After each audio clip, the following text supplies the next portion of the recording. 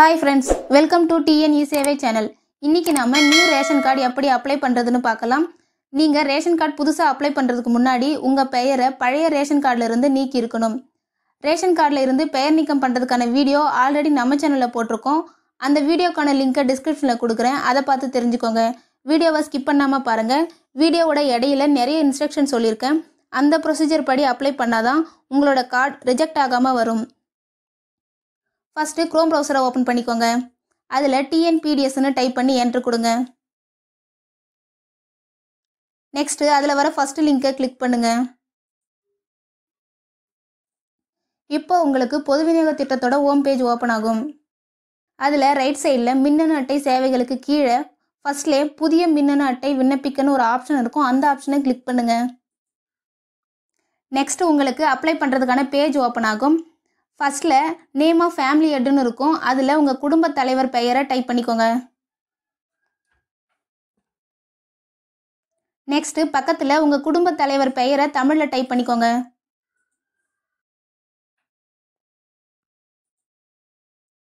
அடுத்தது father or husband நேமை type பண்ணிக்கோங்க.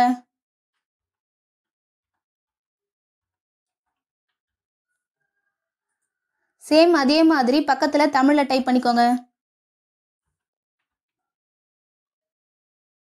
நெக்ஸ்ட் அட்ரஸ் லைன் 1ல உங்க டோர் நம்பரை டைப் பண்ணிக்கோங்க. நெக்ஸ்ட் அட்ரஸ் லைன் 2ல உங்க ஸ்ட்ரீட் நேமை டைப் பண்ணிக்கோங்க. நெக்ஸ்ட் அட்ரஸ் லைன் 3ல உங்க வில்லேஜ் நேமை டைப் பண்ணிக்கோங்க.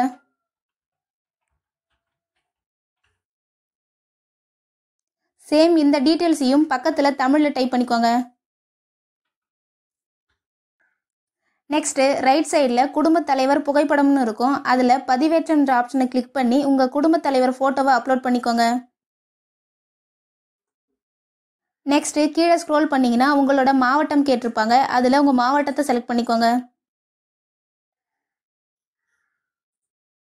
நெக்ஸ்ட் உங்களோட தாலுக்காவை செலக்ட் பண்ணிக்கோங்க.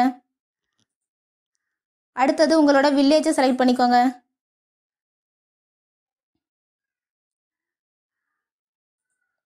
நெக்ஸ்ட் உங்களோட பின்கோட் நம்பரை டைப் பண்ணிக்கோங்க. நெக்ஸ்ட் கைபேசி எண் என்ற இடத்துல உங்க ஃபோன் நம்பரை டைப் பண்ணிக்கோங்க.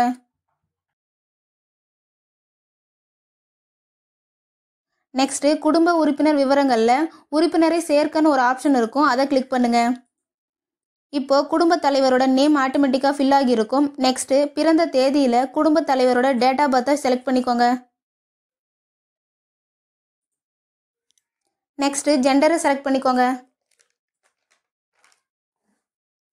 அடுத்தது கீழே தேசிய இனம்னு இருக்கும். அதுல இந்தியன்னு செலக்ட் பண்ணிக்கோங்க. நெக்ஸ்ட் உறவு முறை ஆட்டோமேட்டிக்கா செலக்ட் ஆகி இருக்கும். நெக்ஸ்ட் பக்கத்துல தொழில்னு இருக்கும். அதுல உங்க தொழிலை செலக்ட் பண்ணிக்கோங்க. அடுத்தது உங்களோட மாத வருமானத்தை டைப் பண்ணிக்கோங்க. நெக்ஸ்ட் ஓட்டர் ஐடி நம்பர் கேட்டிருப்பாங்க. அது ஆப்ஷனல் தான், நான் அதை ஸ்கிப் பண்ணிக்கிறேன். நெக்ஸ்ட் மாற்றுத்திறனாளியான்னு இருக்கும். நீங்க மாற்றுத்திறனாளியா இருந்தா எஸ் கொடுத்து அதுக்கான ப்ரூஃபை அட்டாச் பண்ணுங்க. இல்லைனா நோ கொடுத்துருங்க. அடுத்தது மற்ற ஆவணங்கள்னு இருக்கும். அதுல ஆதார் கார்டை செலக்ட் பண்ணிக்கோங்க. நெக்ஸ்ட் சூஸ் ஃபைல் என்ற ஆப்ஷனை கிளிக் பண்ணி உங்க ஆதார் கார்டை செலக்ட் பண்ணிட்டு பதிவேற்றம் என்ற ஆப்ஷனை கிளிக் பண்ணுங்க. இப்போ உங்க டாக்குமெண்ட் சக்சஸ்ஃபுல்லா அப்லோட் ஆயிடுச்சு. நெக்ஸ்ட் பக்கத்துல உங்க ஆதார் நம்பரை என்டர் பண்ணிட்டு உறுப்பினர் விவரம் சேமின்னு ஒரு ஆப்ஷன் இருக்கும். அந்த ஆப்ஷனை கிளிக் பண்ணுங்க.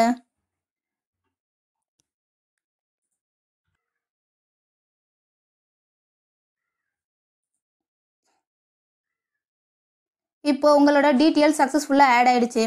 சேம் இதே மாதிரி உங்களோட மற்ற குடும்ப உறுப்பினர் பெயரையும் ஆட் பண்ணிக்கோங்க.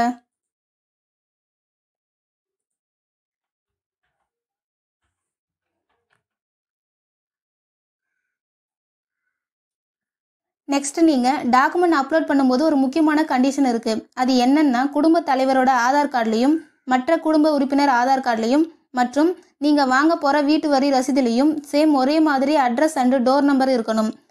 நீங்க இந்த ப்ரொசீஜர்ல அப்ளை பண்ணாதான் உங்களோட கார்டு ரிஜெக்ட் ஆகாம வரும்.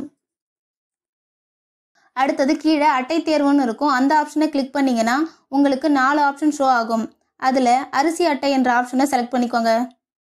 சப்போஸ் நீங்கள் போலீஸ் கார்டு அப்ளை பண்ணுறதா இருந்தால் மற்றவை என்ற ஆப்ஷனை செலக்ட் பண்ணிக்கோங்க.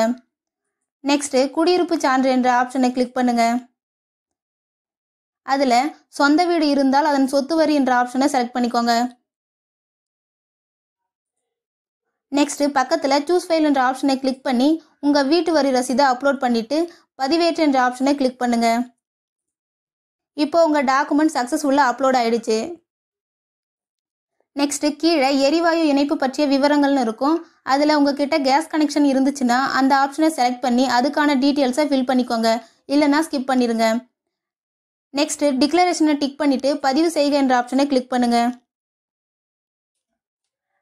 நெக்ஸ்ட்டு உறுதி செய்ய கொடுங்க. உங்கள் அப்ளிகேஷன் சக்ஸஸ்ஃபுல்லாக சப்மிட் ஆனதும் இந்த மாதிரி ஒரு அக்னாலஜ்மெண்ட் நம்பர் வரும். அவ்வளோதான் ஃப்ரெண்ட்ஸ்.